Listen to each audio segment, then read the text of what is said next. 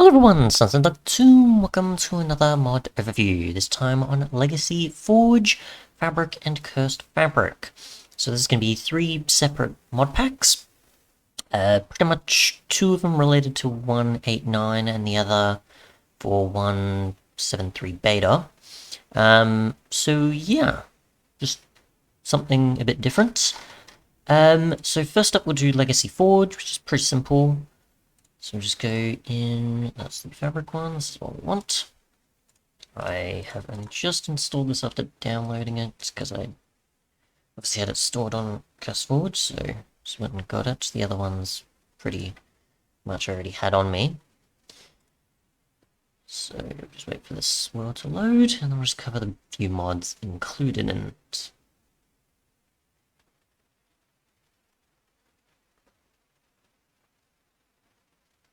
Okay, so as you can see, now loaded in. Just get all this stuff out of the way. And you can see, obviously there's a bunch of different information with one of the HUD mods added in. So you can see, obviously I'm a single player. It's a local server because it's single player, compared to, or LAN, I guess, technically. I guess, connection, which obviously doesn't affect us. My current FPS, which seems to be accurate. We've got a compass here, we've got the biome that we're currently in, which obviously can switch to a roofed forest. In plains here, we've got a display for what block we're looking at in particular. I don't think it affects mobs. It does display mobs. Interesting, good to know. Oh no, it's got its own one for mobs and if they can be bred or not. I don't know what the left and right is. I assume that's like health and that's hunger possibly. I guess I am in creative, so that kind of changes things. Okay, fair enough. We've got saturation here, which obviously sort of affects certain things. I forget that's like if it's to do with you eating, I'm pretty sure, not sprinting or certain things. It's to do with like an extra sort of thing above hunger that once saturation goes away, then you have to fulfill your hunger, and the saturation kind of prevents your hunger from going down, I think. It's one of those things where I just forget. We've got the sort of one at our cursor, where we can see in that how far of a distance away it is before we actually can see what block we're looking at. We've got the day, we've got the actual in-game time, and we've got light level. Don't think there's many other things there I can look at, or I can tweak. U key is being used, so I'll press that. I need to rebind it because for some reason it's not letting me, and they're completely unrelated. I don't know. Oh, okay, there is actually that one as well. Okay, so we'll do that. We'll do, I don't know, just for example, enter for this. So we go enter, that's not showing anything. Apostrophe. Okay, this might be it. So for the inventory HUD, we can turn on and off.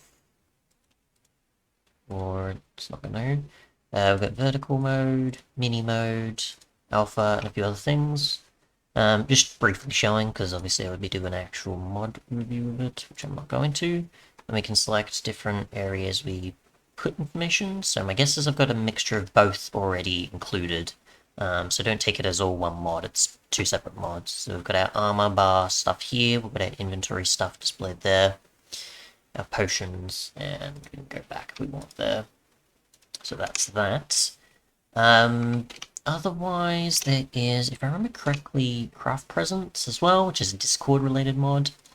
You can access a bunch of different things, such as, let's see, if it's a Technic pack, if it's a multi-MC instance, which it is for us, if it's being used in the Curse Forge launcher. Let's see. There's a bunch of other stuff like dimension messages, all just stuff that displays in Discord and showing in that what mod pack you're playing, what seed, what the mod pack's name is, how many mods, a few other bits and pieces, which biome you're in, dimension you're in, and so on. It's just a bunch of different things you can customize there. I'm not going to go into too much depth with it, of course. And I think that is it, is just the 2 HUD mods. We've got JEI for recipes and shooting things in, and then the Discord presence stuff. Obviously JEI on the side. We can view recipes. So we can find out uses for obsidian. We can find out how to make oak stairs if we want to. And then enable this. Just cheat in some endstone, I guess, if we want. We'll get one stack of, or one emerald, not multiple stacks. I don't think you can do the, you can't do the sneaking cooking to do the cheating, because it's 189. It's version 2 UI. That is Legacy Forge, not much, just a simple mod pack. We go to the fabric one, however, we've got a lot more. Let's see, gotta remember which one it is. I think it's the latest, because the way I set this up.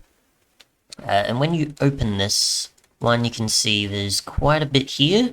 And surely enough items, the more JEI-ish recipe cheating things in focused one is not included in the main list because it crashes. I think it specifically crashes because it conflicts with Chroma Hud or a few of the others I did during a testing episode of Legacy Fabric, which I can show here.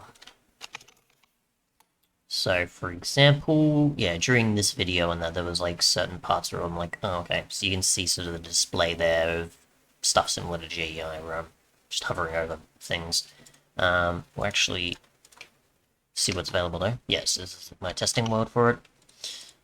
So you've got obviously your Chroma Hud elements on the side for testing, or that I've got shown just to demonstrate this. So you've got armor, you've got coordinates, you've got FPS, you've got clicks per second, and you've got how many stuff in a stack, I'm pretty sure, which would be the arrows currently. Ooh, are we gonna crash?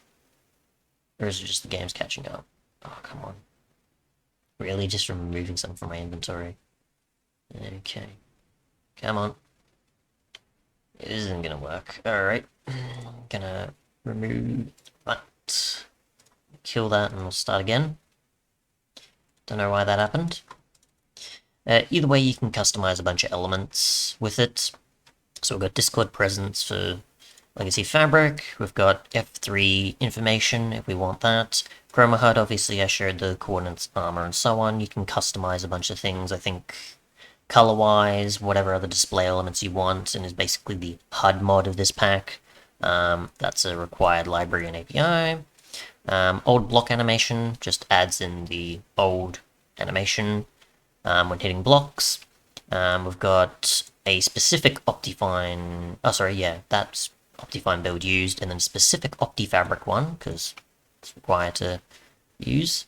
And then we've got Punch to Prime, which allows you to punch TNT, compared to using redstone or a steel. And we have Via Fabric, which is its own thing that I am not too familiar with myself, but I know has quite a lot of possibilities. Let's go to the description so you can get an idea. Which is, what's it, running on servers, modifies certain things, let's see, connect is not likely, which is a mod I assume does similar, but you can modify certain aspects of the game if you want to. And obviously there's there's via backwards and via rewind if you want to add them, but they're not included. And surely enough items is obviously the display one there. Let's just check a bit more of Chroma Hud, and that'll be good.